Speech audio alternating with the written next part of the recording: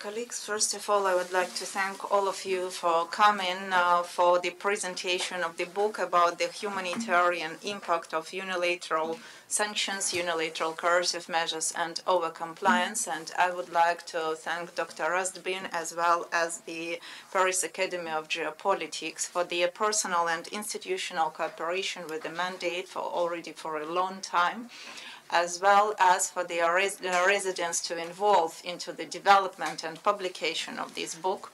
Dr. Rustbin is a long-term participant of the events organized by the mandate, and he knows the situation and the challenges faced in the sphere of unilateral sanctions quite a lot. Before I present the book, I would like to say a few words about what stands behind the book. Why I started to push the very idea that we need books like that. We need to research, we need to publish, we need to discuss. I have been appointed as Special Rapporteur on the negative impact of unilateral coercive measures on human rights 5 years ago. So 1 year is left for me as a mandate holder. And in the everyday life, I'm the university professor. And when I was appointed 5 years ago, I realized that basically we know nothing about this sphere. We do not have consistent terminology. We do not have clear assessment from the perspective of law, or politics, or economy, or even anthropology, and we do not know what to do with all this. And my very first reaction was, as a person who used to be an academic during the life, was that we need to start systematize situation. And might be, if we do the research, we will find a way out. Because facing this situation when sanctioning countries say, wow, our sanctions are imposed for good purposes only, they do not cause any harm, and those under sanction, they all are lying, they are bad guys. And from the opposite side, the countries under sanctions saying, trying to show the facts, but still quite often being scared to show these figures as soon as they are immediately accused that their fault, that certain figures are deteriorating in the sphere of health, poverty, or any other areas. And there was no dialogue. It's no winner case. So therefore, first of all, I realized that the discussion we had at the international area was very, very narrow. Even the High Commissioner was discussing economic sanctions only. If you look at the UN documents, you will see impact of economic sanctions. There are reports of the Secretary General, of the High Commissioner, of many other institutions, including UNCTAD, but there is a very simple question: what is economic sanctions? At the same time, there was my mandate called unilateral coercive measures, with no definition what unilateral coercive measures were. And no one knew what exactly shall be understood as unilateral coercive measures and how economic sanctions shall be related to unilateral coercive measures. So therefore, I started to do a research as a special rapporteur, and I realized that when we are talking about humanitarian impact of sanctions, we shall not talk about economic sanctions. We shall talk about the whole diverse scope of different types of unilateral pressure, not inconsistency with international law. We shall talk about different types of measures against states: economic, financial, trade, transportation, sport, and even academic. We shall talk about lots of targeted sanctions against huge companies, against individuals, against higher state officials, because as a result, sanctions against, for example, a minister affect the whole spectrum he or she is responsible for.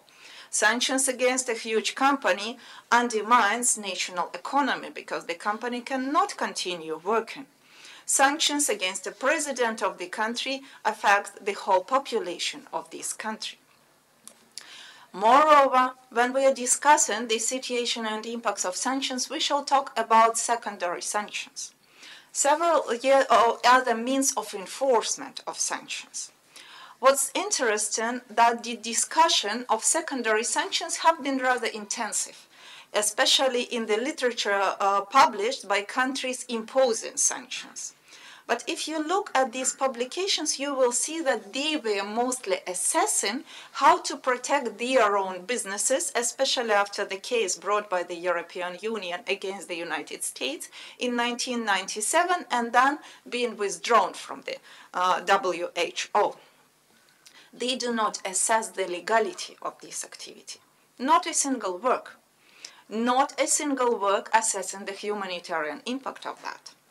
And as a result, we have not only secondary sanctions, we have issues of extradition of nationals, third country nationals, to the country which imposes sanctions without any treaty providing for the possibility of extradition. We face criminal charges and civil responsibility for circumvention or alleged circumvention or assistance in alleged circumvention for sanctions regimes. And as we understand, alleged circumvention in alleged assistance in circumvention of sanctions regime is nothing. It's not about the proving guilty. It's not about burden of proof. That's about allegations. Penalties are usually so high and sanctions are interpreted in such a vague and broad way that in reality no one knows today what is under unilateral sanctions and what is not. What activity can result in the punishment, and it ends up in overcompliance, when everyone is so scared that they prefer not to do anything, rather than trying to find out what can be done even within the existing sanctions regimes. That basically means that even work by humanitarian actors stops or reduced to extremely substantial extent. And when we are talking about unilateral sanctions, we cannot talk about a tiny piece of that. We shall talk about all that I have just described. And when we talk about humanitarian impact, it comes to the impact of everything. Unilateral sanctions, means of the enforcement and overcompliance with these unilateral sanctions, altogether has a very high humanitarian impact. Another reason which pushed me to do the research and to encourage development of the book was the information what we face in media. When we open media, the message sent by sanctioning state is very clear. Our sanctions are good. They imposed for common benefits. They imposed to punish the wrongdoers. And they do not affect population because we have amazing humanitarian exceptions. And that's the message which is circulated everywhere. When I talk to, and unfortunately, people do not try to dig in. They read a short message and they trust it. People read Twitter with a few lines. People read the headings of media statements saying something like tyrannic, cannibalistic governments do this, we need to punish them. And they do not try to analyze. They get a message, something bad is happening, we need to treat it with nice sanctions not affecting people, and we need to demonstrate that we do care. We have a mission to demonstrate that we do it. That's fully against the principle of non-discrimination. And therefore, the idea when you look at what is published in the academic area or in the media, you see that there is very little analysis of unilateral sanctions from any sphere of science. I'm a legal professor, law professor, but that's the same about economy, that's the same about politics. If we talk about law, and politics, the only what is assessed, how to make sanctions more effective, that's not about assessment of their legality or their consequences, or the practical description of sanctions imposed by European Union or the United States, or in the best case, the discussion whether they can be qualified as countermeasure. What we have recently as a growing number of publications is a description by legal professionals representing Russian or Chinese or Iranian cases in European Union or UK courts, how they presented courts because their capacity is currently limited and they cannot exercise many of the legal duties they used to exercise and they used to be paid off. And that's it, nothing else. Moreover, if we look at the academic events as well as we look at the publications, we will see a very dangerous tendency. Academic freedom becomes more and more limited. We have conferences where representatives only of sanctioning states participate.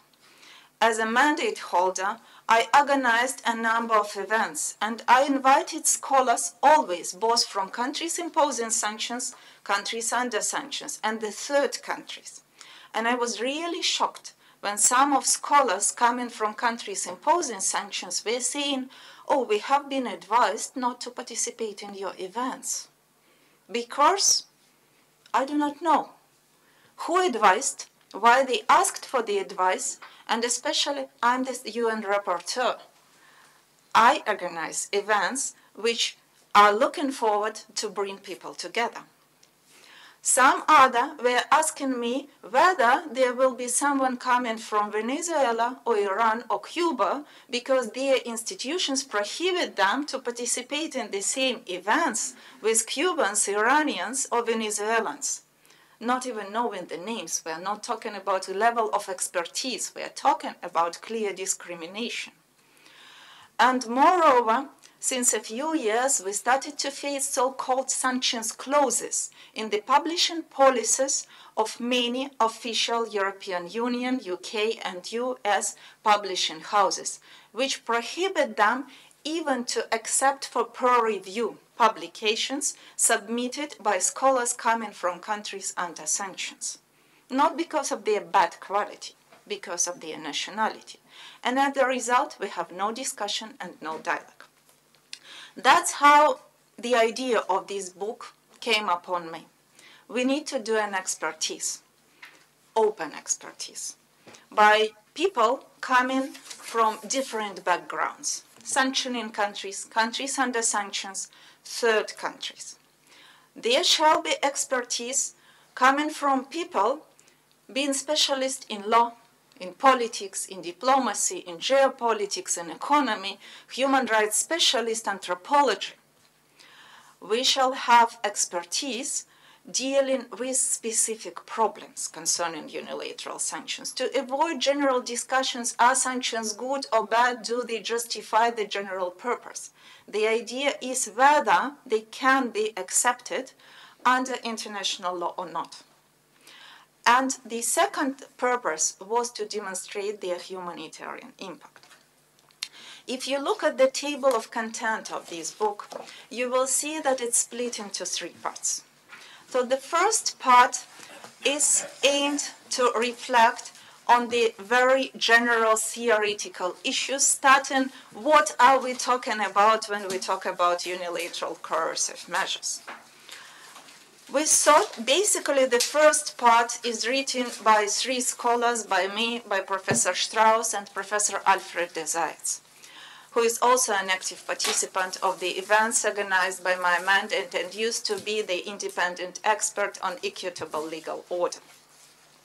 We tried to reflect on the very notion of UCMs, on the very notion of secondary sanctions and means of enforcement, on overcompliance, and to demonstrate the general humanitarian impact as well as impact on every single SDG.